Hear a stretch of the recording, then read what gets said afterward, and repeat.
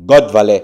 À mon avis, on a assisté là au meilleur arc slash mini flashback de One Piece. Bien évidemment, il peut y avoir quelques défauts, comme dans la majorité des arcs de l'œuvre. Bien évidemment, on peut nourrir certains regrets par rapport à certains points précis, tels que l'arc aurait pu être un peu plus long, on aurait pu apporter un peu plus de développement à certains personnages, on aurait pu apporter quelques combats supplémentaires et avoir un final beaucoup plus spectaculaire et une meilleure fin pour Xebec. Bien que la fin qu'on a eue pour Xebec dans le manga et le final qu'on a eu par rapport à ce combat n'était pas si mal que ça, malgré les plaintes de certains. En gros, on a eu 7 chapitres exceptionnels. 7 chapitres incroyables de bout en bout. Et en vrai de vrai, je n'ai jamais autant pris mon pied devant un arc de One Piece. C'était juste incroyable. Et c'est pourquoi dans la vidéo d'aujourd'hui, on va voir les 10 personnages les plus impactants de ce mini-arc God Valley. Les 10 GOAT de God Valley, les 10 personnages qui ont eu le plus d'impact positif sur ce mini-arc God Valley. Bien évidemment, ici, il ne s'agira pas uniquement de puissance.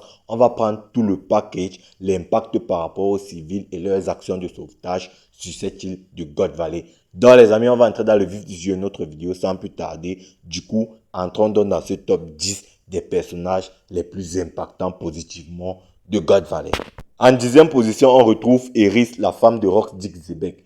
Alors, beaucoup pourraient être surpris de voir Eris présente dans ce classement des 10 personnages les plus impactants de God Valley. Bien évidemment, c'est légitime au vu du fait que Eris n'a pas réellement été impactante, que ce soit pour les civils de God Valley ou encore dans les combats. Alors c'est vrai, la raison de la présence de Eris dans ce top 10 des personnages les plus impactants de God Valley n'est pas uniquement due à ses actions héroïques par rapport aux civils ou encore par rapport à qui que ce soit. D'ailleurs, elle n'en a pas eu beaucoup, mais c'est assez relatif parce que bien qu'elle n'en a pas eu beaucoup, elle en a quand même eu. Et la première raison de la présence de Eris dans ce top, c'est déjà parce qu'il me fallait un 10e personnage. Du coup, bon, comme il n'y avait pas énormément de personnages qui ont accompli des actions vraiment héroïques par rapport à God Valley, bon, j'ai choisi Eris. C'est la principale raison pour laquelle elle est dans ce classement. Je suis désolé. Mais pas que. Eris a aussi été importante sur un point précis. Eh bien, c'est sur le fait que Eris n'a pas représenté un fardeau pour Rox Xebec. Alors, à première vue, ça pourrait paraître, on va dire, assez basique. Mais pas tant que ça, étant donné que si Eris avait été un fardeau pour Xebec, Xebec n'aurait jamais eu l'histoire légendaire qu'il a eu sur God Valley. Déjà, si Eris avait été un fardeau pour Rox Xebec, Xebec aurait été obligé de se battre contre Garling et la horde de démons à un bras. Mais il n'y a pas que ça. Une fois que Xebec s'est fait contrôler par le Domi réversé et qu'il a attaqué Eris et Teach, il y en a beaucoup qui se sont dit Xebec croit avoir tué Eris et Teach. Alors, moi, je ne crois pas un seul instant que Xebec est mort en croyant avoir tué sa femme et son fils. Déjà parce que les derniers mots de Xebec, il ne les a pas adressés à Eris et Teach. Ce qui prouve que Xebec était persuadé de ne pas avoir tué Eris et Teach. Parce que s'il pensait avoir tué sa femme et son fils, avant sa mort, il aurait quand même eu une pensée pour eux, ce qui n'a absolument pas été le cas. Du coup, c'est pourquoi, à mon avis, Xebec était parfaitement conscient de ne pas avoir tué sa femme et son fils. Et autre chose qui me fait penser que Xebec savait ne pas avoir tué Eris et Teach, eh bien, c'est le fait que Xebec était un personnage extrêmement puissant, boosté au Domi Reversi.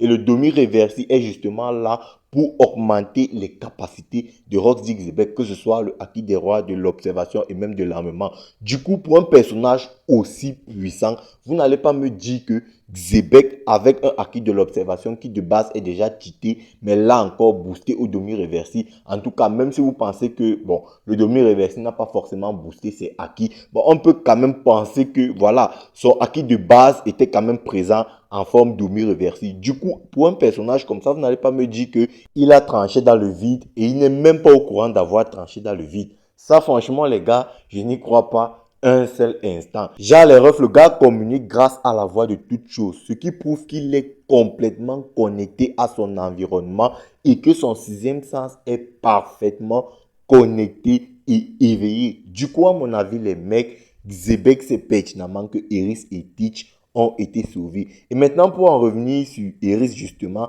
même si ce n'était pas le cas, même si Xebec avait effectivement tué Eris et Teach, le truc c'est que Eris a à lever la charge mentale du fait qu'elle soit morte à Xebec en disant à Xebec que s'il savait que je me fasse prendre, je vais me donner la mort et donner la mort à mon enfant. Du coup, Xebec sait pertinemment que, au vu de la situation, déjà Eris comprenait parfaitement Xebec car elle a vu son état, contrairement à un certain Barbe Blanche.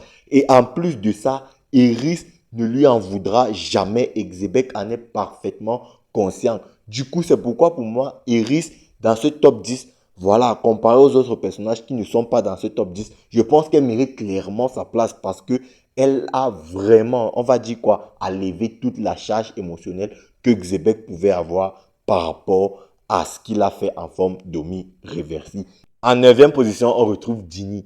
Alors, Dini, la mère de Jerry Riboni, n'a pas fait réellement d'action héroïque incroyable pour sauver qui que ce soit, mais le fait est que si Dini n'avait pas piraté la base de données de la marine pour transmettre des informations aux pirates pour les faire tous venir sur God Valley, bah, le gouvernement mondial aurait eu un soldat extrêmement puissant boosté au demi-reversi qui est Roxy Xebec. Car si Dini n'avait pas fait fuiter des informations, déjà Shaki n'aurait pas été sauvé, les civils n'auraient pas été sauvés car il n'y aurait pas eu de remue-ménage et Kuma n'aurait jamais mangé son fruit du démon. Du coup, Dini a eu aussi son importance dans cette guerre de God Valley et franchement, à mon avis, elle mérite clairement sa 9e place dans ce top 10. En 8e position, on retrouve Ivankov, son grand frère justement.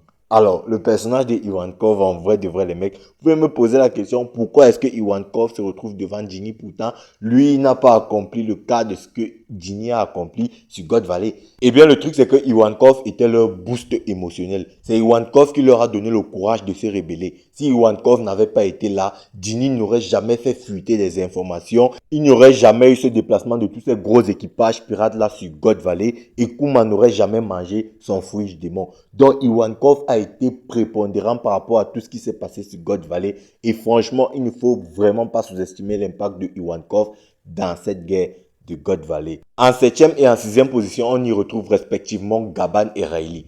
Alors, les deux personnages n'ont pas eu le même impact positif sur God Valley. Il y en a un qui en a fait un peu plus que l'autre. Et ce personnage-là, c'est Riley. Mais les deux personnages m'ont vraiment impressionné. Et franchement, les mecs, j'ai été impressionné. Pour moi, c'était clairement la scène de God Valley. Et très franchement, les mecs, je ne suis pas du genre émotionnel ou quoi que ce soit du genre.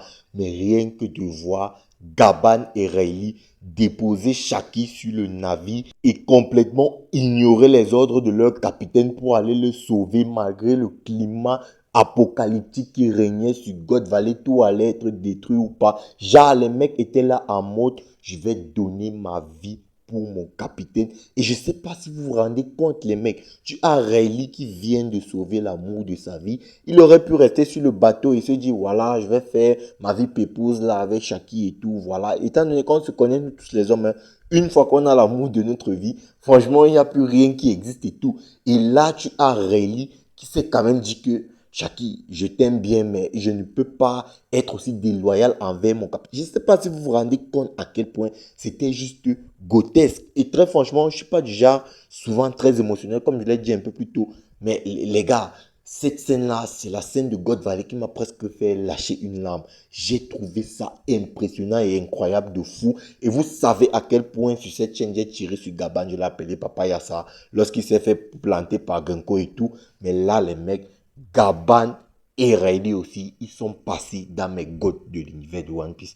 Très franchement, les mecs, le respect que j'ai déposé sur ces deux personnages-là après God Valley, surtout que God Valley pour eux, ce n'était pas si fou que ça. Mais cette action-là, justement, quand tu compares avec les Rocks et surtout Barbe Blanche, franchement, les mecs, pour moi, ces deux-là, ils sont plus grotesques que Barbe Blanche. Non, c'était incroyable. Moi, j'adore les personnages qui ont leur libre arbitre et qui, malgré le fait qu'ils ont leur libre arbitre, bah, ils font des actions complètement positives et désintéressées. Franchement, j'ai trop kiffé ça. Je vais pas vous mentir. Pour moi, c'était trop grotesque, mais de fou. Et si Riley est devant Gaban, c'est parce que Riley a sauvé Shaki. Donc Riley a un peu plus fait que Gaban, mais sinon que les deux personnages ont été grotesques. Et s'ils avaient fait, on va dire, deux, trois trucs de plus, c'est-à-dire un combat épique et tout ça, voilà, ils auraient pu être un peu plus haut. Mais voilà, c'est l'auteur qui a voulu que Gaban et Riley n'en fassent pas beaucoup plus. Du coup, à mon avis, ils méritent clairement leur 7e et 6e position. Et en 5e position, on retrouve justement leur capitaine, Gold Roger. Alors, le roi des pirates, ou plutôt le futur roi des pirates, lui aussi, il a été grotesque, notamment dans le combat final face à Roxy Xebec. Surtout que jusqu'à ce combat final, bah, Roger, franchement, son God Valley n'était pas incroyable, mais il a quand même réussi à se rattraper déjà en frappant Imu, car il a directement compris que Imu, c'était le danger à abattre. Et puis en arrêtant Roxy Xebec, aux côtés de Monkey D. Gap. Et ça, franchement, c'est deux actions vraiment grotesques. Pourquoi? Parce que déjà, ça montre que Roger, en frappant Imu, c'est un personnage très bon, très positif. Et maintenant, en arrêtant Xebec sous demi-reversé aux côtés de Monkey D. Gap, il protège en quelque sorte les civils. Car Xebec sous demi-reversé était un peu avant en train de tuer tout le monde, dont les civils. Du coup, Roger, en quelque sorte, lui aussi, a sauvé le monde. Mais ce que je regrette un peu par rapport à ce personnage de God Valley, c'est que il aurait pu quand même lâcher 2-3 mots sur les civils, justement, en disant du genre, faites monter les civils à bord de mon navire, ou quoi que ce soit du genre, ou même remarquer juste que, bah, il y avait des civils morts sur God Valley, ce qu'il n'a absolument pas fait. Dites-vous que s'il y avait eu ça, pour moi, Roger aurait été top 2, top 1. Donc, c'est pourquoi, pour moi, Roger est à la 5e position dans ce classement. En 4e position, on retrouve Monkey D. Dragon.